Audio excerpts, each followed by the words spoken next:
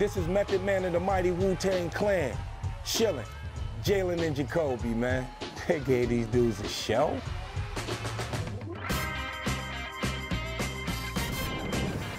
He is Jalen Rose. What up, dog? I'm David Jacoby. And on the cool check-in.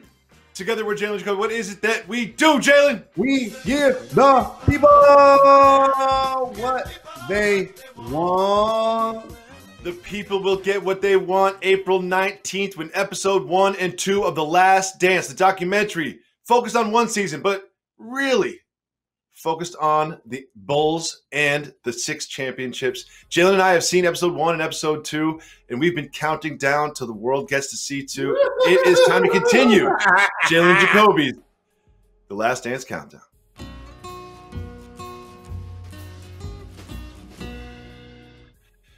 Jalen, Michael Jeffrey Jordan was speaking with another GOAT this morning, Robin Roberts, on GMA, and he basically explained the circumstances that led to this documentary being called The Last Dance. Here he is talking about the final season with the Bulls.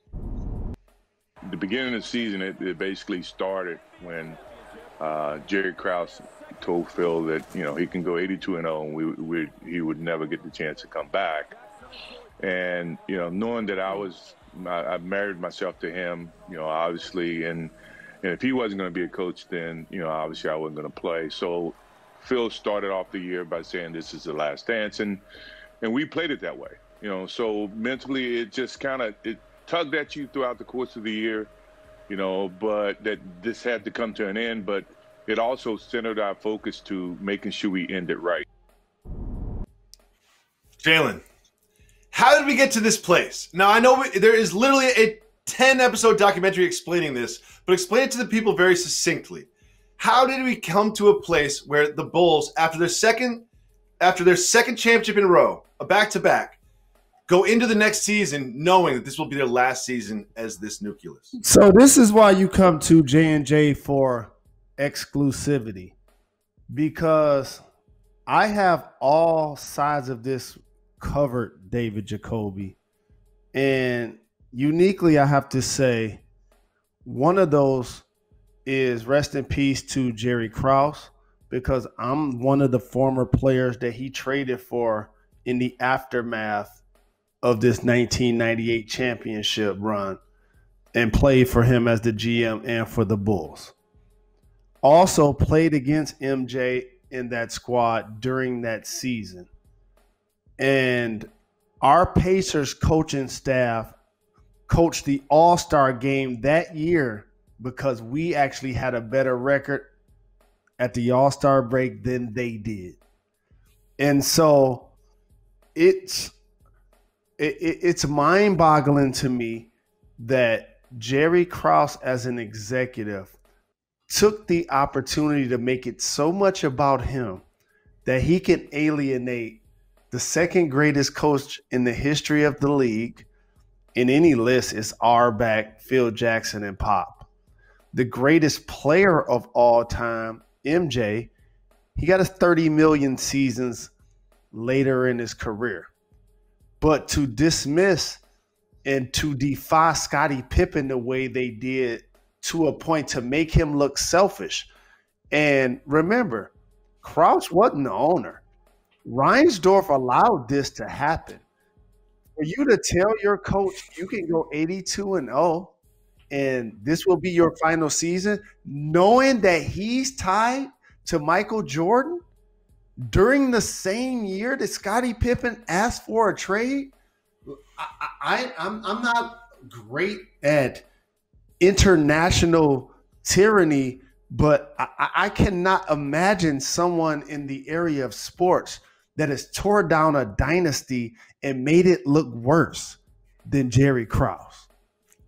Jalen, I just love the idea of you saying the words, I'm not great at international tyranny. You just haven't tried yet. You might be a great international tyrant. You just haven't really applied yourself yet. You're great at a lot of things. Perhaps you would make a great international tyrant. But I do want to remind everybody that they go into such detail into this, and we had the opportunity to see episodes 1 and 2 because we have a special podcast series coming out, Jalen Jacoby's After Show, The Last Dance, where we will be breaking down every single episode in detail with each other and with the director, Jason Hare, in every single episode. Make sure that you subscribe to that podcast and listen to it after every episode you watch of The Last Dance. It is now time for Jalen of the Week.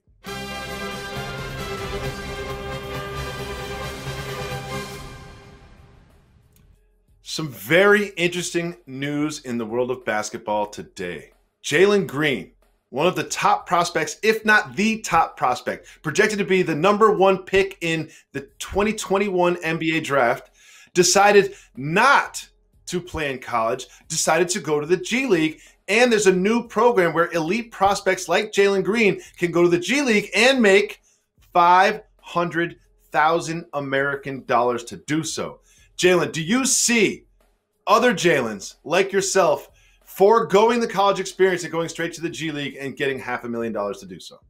Well, you know, Jalens are the industry tastemakers. Shout to my lovely mother, Jeannie Rose, who fought off cancer and chemotherapy and is doing a terrific job navigating with my 102-year-old grandmother right now for creating the name Jalen.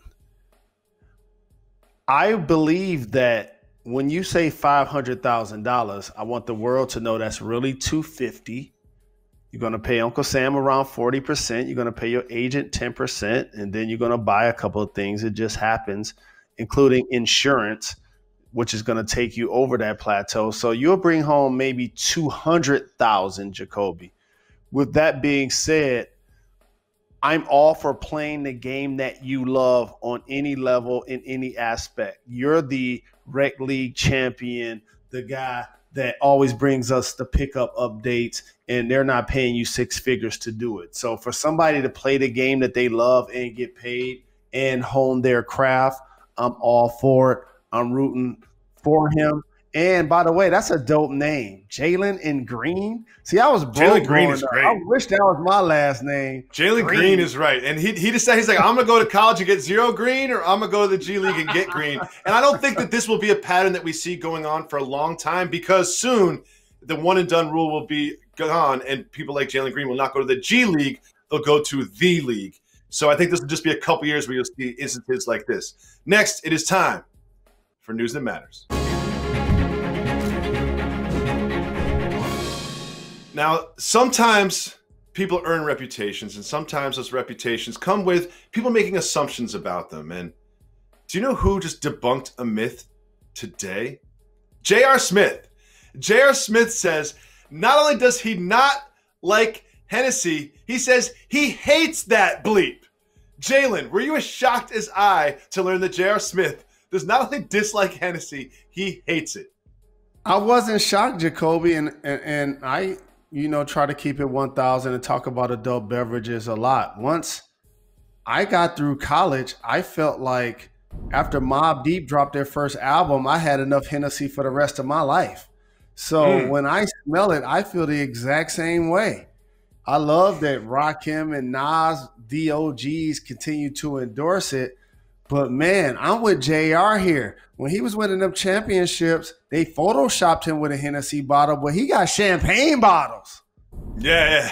He's drinking the expensive stuff. He graduated from Hennessy. He's on to the expensive champagne, not Prosecco from California, champagne from France. And I paid my debts to Hennessy, okay? I have. No, we all have. I should have stock we all in that have. company. I have not purchased a bottle of Hennessy literally in 20 years. In 20 years, I have not purchased a bottle of Hennessy. Not that I haven't drinking any, but I've not You've purchased invested enough. You're an original investor. Hennessy. I am. I'm one of the founders of the Hennessy market. Well, something tells me if they asked J.R. Smith about medicinal, the answer would not be the same. When we come back, we'll be joined by future lottery pick in the NBA draft, Tyrese Maxey joins us right after this.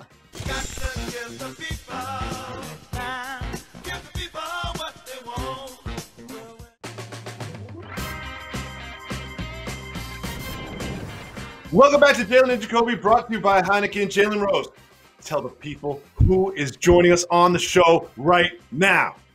I'm really disappointed for so very many reasons that we're under quarantine and couldn't see the end of the NCAA season. because you know I was going to put Michigan in the Final Four. Don't sleep on Dayton. Don't sleep on San Diego State. But quiet as it's kept, if I had to pick a team to cut down the nets, the Kentucky Wildcats were going to do it. And one of the main reasons why is the gentleman that's joining our show today. Who's that? Give it up Who's that? for Tyrese Maxey. There he is. Tyrese, thank you so much for joining the show, man. Appreciate you taking the time.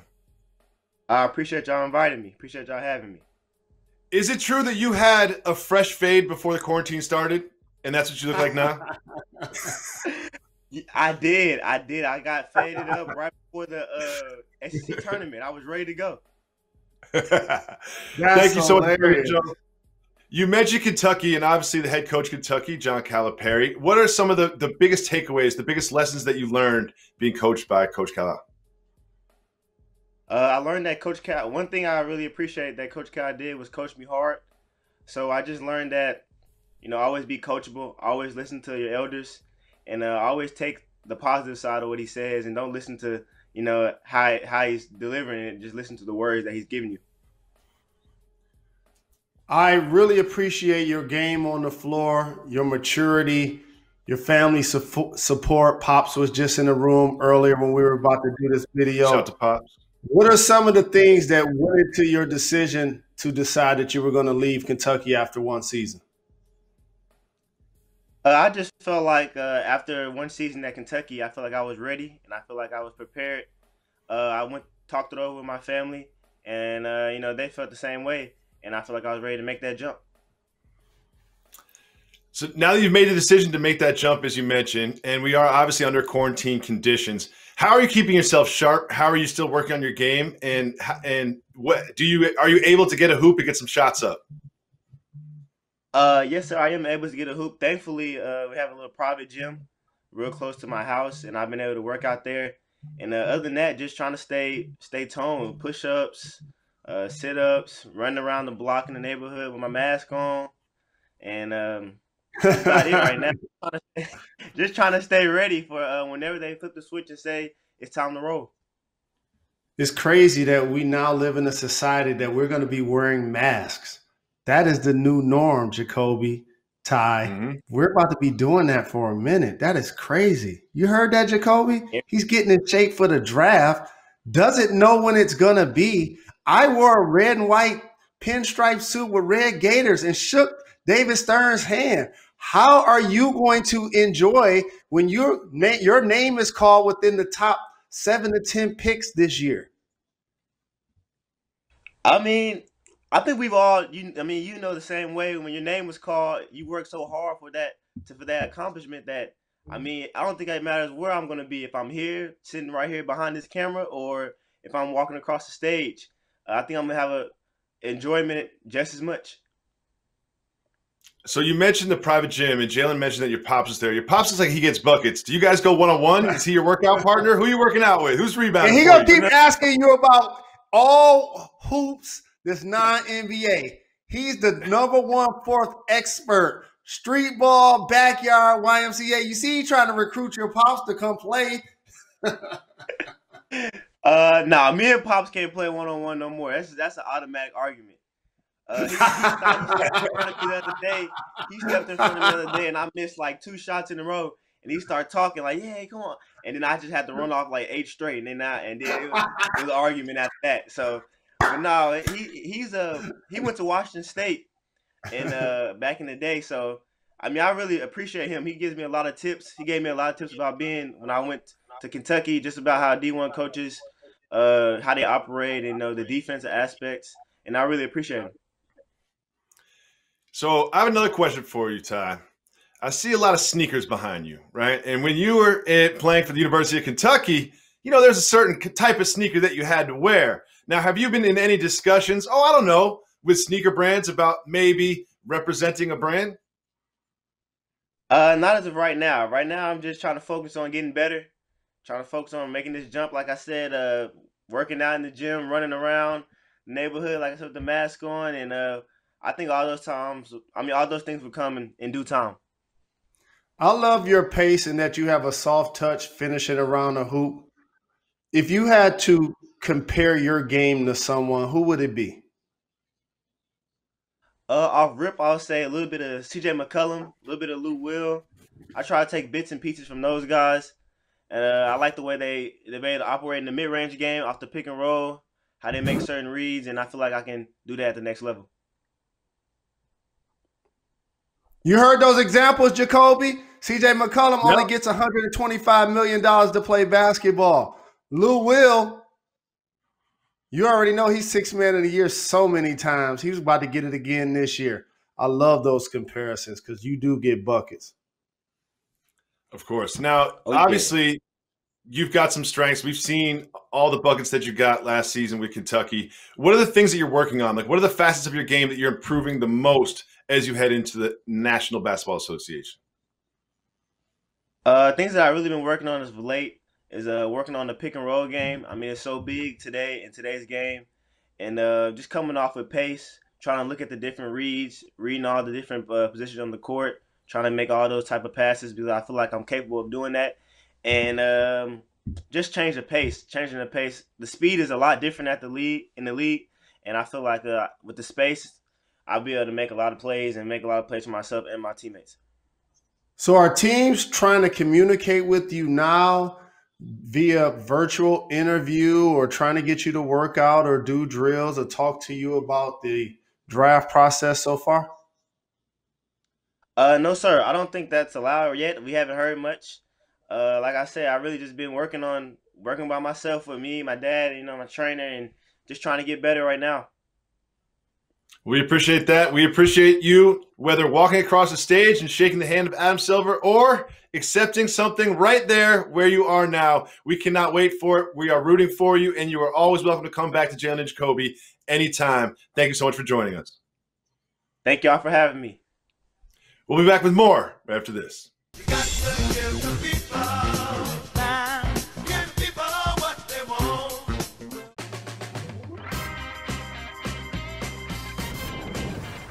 Welcome back to Jalen Jacoby. Jalen, there's so much uncertainty in the sports world right now, especially in the NFL. The draft is coming up. How's that going to go? Is the season going to start on time? Will it be a shortened season? Will there be fans in the seats? We don't know any of these things, but what we do know is this. There are over-under lines at the Caesar Sportsbook that you can bet on, and a couple of them are very interesting. Obviously, the news of the summer in the NFL was Tom Brady going to Tampa Bay to play for the Buccaneers. And last season, they went 7-9. And this season, their over-under is only set at 9-7. Jalen, do you think the GOAT, the greatest quarterback of all time, is worth more than 2 extra wins for the Tampa Bay Buccaneers?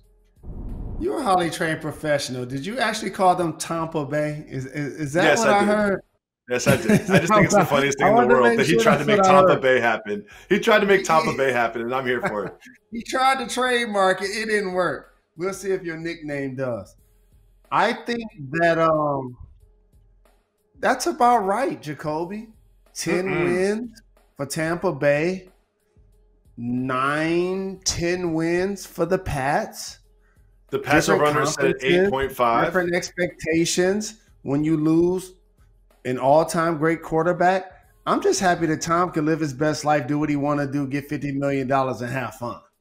At this point, I also love the idea that he's at Jeter's house right now. You heard that he just calls up. He texts Derek every time there's a problem around the house. You know, Derek is so tired of getting calls from Tom Brady. He delegated that. He's like, just talk to my assistant. I don't care if the water's not hot enough. All right, you can talk to somebody else about that. I'm too rich to deal with your problems. Jalen, one thing I find really interesting is Caesars is putting out these over-unders. And you put an over-under the Patriots at 8.5. They're lowest since 2003. And you don't even know who the quarterback is going to be for that team. You don't even know who the quarterback is going to be, yet you put out an 8.5 as a win total. Do you think that that win total will go up as the quarterback position starts to be solidified? I think it should just be higher because they still have a core defense, including Stephon Gilmore, the defensive player of the year on that side of the football. That sounds like 6 or 7 wins. Then I feel like you get any moderate quarterback play, that should be about 2 or 3 wins. So they should inchworm 9 or 10. Like I really believe having Belichick and that dynamic should still put them in position to have a record similar to Tampa Bay. Jalen, I've seen some wrong answers on the game show Jeopardy before, but I've never seen anything like this. One of the topics covered in a Major League Baseball course at Arizona State is this player who broke the color barrier in 1947. Shauka. Who is Babe Ruth? Nope. Nathaniel. Who was Jackie Robinson?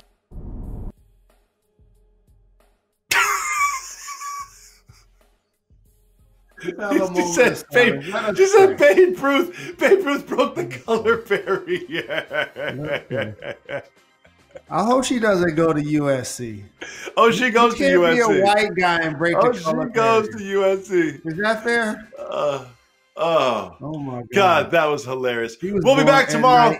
Why is that, Jalen Rose? We're not done. We're not done. We're not done.